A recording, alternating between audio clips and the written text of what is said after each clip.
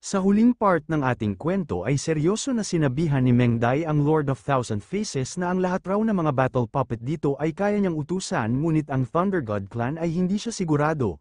Kahit nasa ilalim sila ng Arshan Island ay hindi niya alam kung susunod sila sa kanyang mga utos, gayunpaman ay kanya silang pupuntahan at susubukan silang kumbinsihin dahil wala si Chu Shou ngayon ay hindi siya papayag na mayroong mangyaring masama sa Arshan Island. Makalipas ang ilang mga oras ay ipinakita sa eksena kung saan ang kuta ng Thunder God Clan. Dito ay makikita si Meng Dai na kanyang kinausap ang dalawang maglolo, sinaad pa niya sa dalawa na kaya daw siya dumating ngayon dahil nasa hindi maganda ang kanilang sitwasyon, at kaya din siya naparito upang sabihan sila na dapat maghanda sila sa paparating na digmaan. Sa paparating na digmaan dito sa Taiji Ancient Star ay walang sino man ang makakatakas, kinakailangan nilang lahat na magkaisa kung hindi lahat sila ay mamamatay dito. Sa ipinaliwanag ni Meng Dai ay sinabi sa kanya ni Lei Xin na huwag na siyang mag-alala dahil ang kanilang Thunder God Clan ay gagawin ng lahat upang protektahan ang Arshan Island. Dahil dito ay masaya na nagpapasalamat sa kanila si Meng Dai, at kanya din iniisip na dahil pumayag raw ang Thunder God Clan na makipagsanib puwersa ay mas malaki ang kanilang tsansa na magtagumpay sa digmaan. Ngunit nang papaalis na si Meng Dai ay bigla na lang siyang pinatigil ni Lei Xin at kanya siyang sinabihan na sandali lang raw muna. Agad din naman lumingon si Meng Dai sa kinatatayuan ni Lei Xin at kanya itong tinanong kung ano raw ba ang kanyang gustong sabihin sa kanya at ano din ang problema. Dito ay nag-alala na nagsalita si Lei Xin kay Meng Dai na ang kanyang Lord Chu Shu ay nawala ng lagpas 1 taon, alam raw ba niya kung kailan babalik si Chu Shu? Kaya lang niya ito natanong dahil labis siyang nag-alala kung ayos lang ba siya ngayon. Ngunit makikita lang sa mukha nitong selosa na kasintahan ng ating manyakol na bida na masyadong nainis, at kanyang iniisip na kung ano raw ba kaya ang pinapangako ng kanyang manyakol na disciple sa kanya, at baka binabalak ng babae na ito na agawin sa kanya si Chu Shu. Sabay sinaad ni Meng Dai kay Lei Xin na hindi niya alam kung kailan babalik si Chu Shu, pero isa lang ang kanyang natitiyak na nasa ayos lang ang kanyang kalagayan ngayon. Sa sinabi ni Meng Dai ay napabuntong hininga si Lei Xin dahil yun raw ay magandang balita, basta malalaman lang niya na nasa ayos na kalagayan si Chu Shu ay magiging kampante na siya. Pero nagulat si Lei Xin dahil bigla na lang tumalikod si Meng Dai sabay naglakad ng hindi nagsasalita, bagkus iniisip lang niya na gaano raw ba kagaling mangbola ng mga babae ang kanyang manyakol na disciple, dahil ang lahat ng mga babae na kanyang mga nakilala ay isa-isa na naakit sa kanya.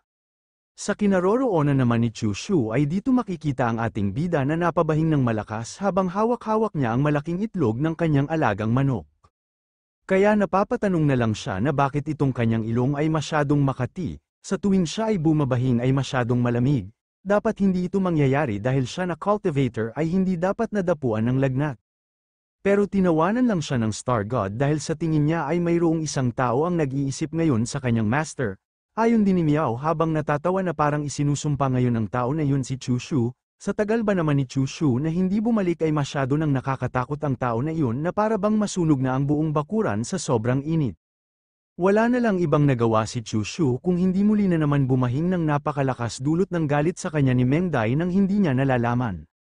Makalipas ang ilang sandali ay dumating na nga sa Huangshen Palace si Meng Dai at sa harapan naman ng palace ay makikita ang Sword Maiden na tahimik lang na naghihintay.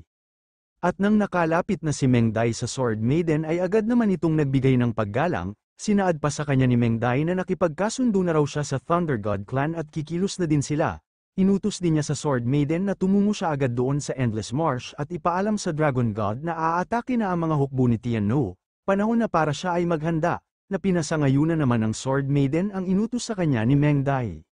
Sa isip-isip naman ni Meng Dai habang kanyang tinitingnan ang formation array sa kanyang kamay na bago raw umalis ang kanyang manyakol na disciple ay sinadya niyang iniwan itong dalawang formation array, ang isa ay para sa teleportation at ang isa naman ay para sa pagkulong at pagpatay. Ang lahat raw ng mga ito ay parehas mga top grade 8 level formation, kung ito ay mailagay na sa tamang lugar ay magkakaroon pa sila ng maraming oras para magtagal. At nasabi din ni Meng Dai sa kanyang sarili na hindi pa raw niya naranasan ang ganito kawalang pag-asa na sitwasyon sa buo niyang buhay, kaya hindi talaga niya nauunawaan ang mga ganitong mga sitwasyon, at ngayon lang niya napagtanto kung gaano kalakas ang kanyang manyakol na disciple, dahil palagi niyang nagagamit ang iba't ibang uri ng mga estratehiya upang talunin ang mga malalakas kahit siya ay mahina, at kaya din niyang gawin na baliktaran ang pagkatalo sa pagkapanalo. At ngayon wala dito si Chushu ay susubukan niya ang kanyang sarili kung makakaya niya ang mga ginagawa niya na paamuhin ng lahat upang makaligtas sa gitna ng kagipitan. Sa ilang sandali sa loob ng Huangshen Palace ay makikita si Meng Dai at ang Dragon God na silang dalawa ay nag-uusap. Sinaad pa ng Dragon God kay Meng Dai habang umiinom ng tsaa na muli na naman raw silang nagkita. At napansin din niya na naging mabango at matamis ang tsaa na kanyang niluluto. At nagulat si Meng Dai dahil nakangiti na sinaad sa kanya ng Dragon God na mas naging malinaw pa ang hugis ng kanyang puson. Isa raw talaga siyang kahanga-hanga at nakakainggit. Hindi din niya alam kung kailan pa magbunga ng isang anak ang ginawa nilang dalawa ni Chushu. Nang dahil sa mga binanggit na salita ng Dragon God ay mas lalong nagulat si Meng Dai at kanyang naisip na ano raw bang ibig sabihin sa kanya ng Dragon God. Ang ibig raw bang sabihin nito na gumapang patalikod ang Dragon God para makipagtalik kay Chushu nang wala siyang kaalam-alam. Dito ay ipinaliwanag ng Dragon God kung ano talaga ang nangyari sa kanilang dalawa ni Chushu at kung gaano siya nasarapan sa mga oras na yun. Ang araw raw na yun ay ang masayang sandali sa kanyang buhay na hindi niya malilimutan. Si Meng Dai na nakikinig sa mga kwento ng Dragon God sa panahon na nagtalik silang dalawa ni Chushu ay hindi na niya alam kung ano ang kanyang dapat na gawin dahil sa sobrang inis. Kung sasapakin ba niya itong Dragon God, dahil talagang sa kanya pa mismo ikinwento kung ano ang mga nangyari sa kanilang dalawa ng kanyang manyakol na disciple. Pero pinahinahon naman siya ng Dragon God dahil wala naman siyang balak na agawin sa kanya si Chushu, at mas mabuti pa na kanilang pag-usapan kung ano talaga ang totoo nilang pakay bakit sila nandito. Ipinaliwanag pa ng Dragon God na sinabi raw sa kanya noong nakaraan ni Chushu na pumunta siya dito sa Huangshen Island, at natitiyak din niya na naghanda na si Chushu ng susunod na patakaran at hakbang, kaya ipaliwanag sa kanya ni Meng Dai na kung ano ang kanyang dapat na gawin. Ayon naman ni Meng Dai na ang inayos lang naman ni Chushu na kapag umatake na sa kanila si Tiannu ay dapat kanilang gamitin ang formation plates na kanyang iniwan para ikulong ang kalaban at hadlangan ang kanilang pag-atake. Sa nalaman ng Dragon God ay nagtataka siya na kanyang tinanong si Meng Dai na kung ang gusto raw ba ni Chushu na dapat lumaban sila hanggang sa kamatayan. Sagot naman sa kanya ni Meng Dai na umaasa raw si Chushu sa isang top-grade na 8-level na defensive trap array, kaya ang isang taon ay hindi dapat na problema hanggang sa dumating siya dito. Pero napapaisip lang ang Dragon God dahil paano na lang raw kaya na kapag si Tiannu ay agad na kumilos. Sabi naman sa kanya ni Meng Dai na minsan ay nabanggit sa kanya ni Chushu na hindi maglakas ng loob na kikilos si Tiannu hanggat hindi siya tiyak na kaya niyang talunin si Emperor Tai. Natatakot pa rin daw si Tiannu na ang Dragon God ay makipagsanib puwersa sa Huangshen Island kahit hindi siya natatakot sa buhay o kamatayan. Dahil malaki ang kapalit sa kanyang kawalan ng kamatayan, kaya hindi magpapakapagod si Tiannu para ilagay lang niya ang kanyang sarili sa panganib, sa halip gagamitin lang niya ang kanyang maraming bilang na mga sandata para tuloy-tuloy silang pagurin. Kaya natanong na lang ng Dragon God kay Meng Dai na talagang si Chushu raw ba ay tiwala sa kanyang mga plano. Nakangiti lang naman itong si Meng Dai na kanyang iniisip na malaki raw ang kanyang tiwala na sa ngayon ay nagtitiwala si Chushu sa kanyang mga plano. At naalala ni Meng Dai ang sinabi sa kanya ni Chushu noong panahon na kakatapos pa lang nilang dalawa na magtikiman sa kanilang mga katawan na kapag mayroong mangyaring masama habang kanya pang hinahanap ang pinagmulan ng Dao at hindi siya makabalik sa tamang oras at mapunta sa mga masasamang kamay ang Huangshen Island ay dapat gamitin niya ang Mirror Stone para makaalis. At sinabi din sa kanya ni Chushu na siya raw na si Chushu ay hindi isang mabuting tao at ang higit sa lahat hindi din siya isang bayani para magligtas sa lahat. Pero ang tangi lang niyang hinihiling ay maligtas ang babae na kanyang minamahal at ang kanyang hinaharap na pamilya. Kaya mabuhay ang kanyang minamahal at ang sanggol sa kanyang tiyan na hindi pa naisilang, dahil sa mga binitawan na salita ni Chushu sa panahon na yun ay malumanay siyang sinabihan ni Meng Dai na huwag siyang mamatay dahil magkasama silang dalawa na aalis dito. Sa kasalukuyan, dito ay makikita ang Void Portal na dahan-dahan ang nagkakaroon ng maliit na butas, at nang tuluyan ng nagbukas ang Void Portal ay pumasok dito ang mga maraming bilang ng mga sandata ni Tiannu upang sakupin ang Huangshen Island na teritoryo ni Chushu. Nang nakita ng dalawa na nakapasok na ang maraming bilang ng mga sandata ni Tiannu ay hindi maalis ang kanilang tingin sa kanilang itaas dahil nandito na raw ang mga sandata ni Tiannu.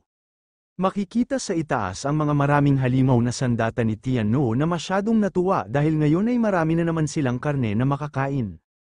At sa ibaba naman nito ay makikita ang grupo ng Thunder God Clan at ang maraming mga battle puppet na kanila nang hinanda ang kanilang mga sarili para sa malaking digmaan laban sa mga sandata ni Tiannu. Kasabay nito ay mabilis na nga na umatake ang ibang mga sandata ni Tianno sa grupo na nakaabang sa kanila. Maging ang taga-Thunder God Clan at ang mga battle puppet ay ganoon din ang kanilang ginawa. Kanilang inatake ang mga halimaw na pumasok sa kanilang teritoryo. Lumipat naman ang eksena sa Taiji Ancient Star sa southernmost, makikita dito si Chu Shu at ang dalawa niyang kasama na kanilang tiningnan ang kanilang buong paligid.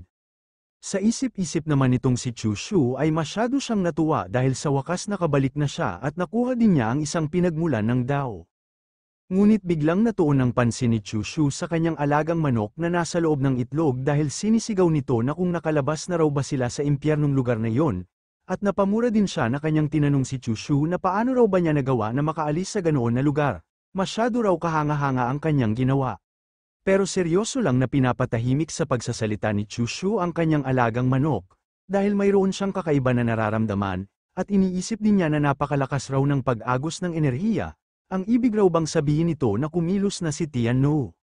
Sabay inutusan ni Chu Shu ang dalawa niyang babae na kanilang itago ang kanilang mga presensya at sumunod sila sa kanya dahil kinakailangan nilang tingnan kung ano talaga ang totoong mga nangyari.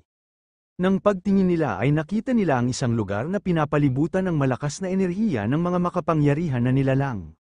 Sinaad pa ng Star God sa ating bida na batay raw sa kanyang nakita ngayon ay sobrang tindi ang pag-agos ng enerhiya, tiyak na hindi bababa sa 10,000 na mga sandata ni Tianno ang nasa ilalim nitong malakas na agos ng enerhiya. Habang hindi maalis ang tingin ni Chu Shu sa kanilang buong paligid ay iniisip niya na natatakot raw siya na baka mayroong mga Great Saints na kasama sa mga sandata ni Tianno. Hindi dapat nakikilos ang Dragon God kapag kumilos na itong mga maraming bilang na halimaw, dahil kapag kikilos ang Dragon God ay tiyak nakikilos din si Tianno. Sa ganito raw na sitwasyon ay hindi din kikilos si Emperor Tai. At kahit anong paraan raw niya sa pagbibilang ay 3 Great Saints lang ang mayroon siya para panglaban sa mga kalaban. Napakahirap raw ang ganitong sitwasyon, paano niya ito magagawa ng paraan?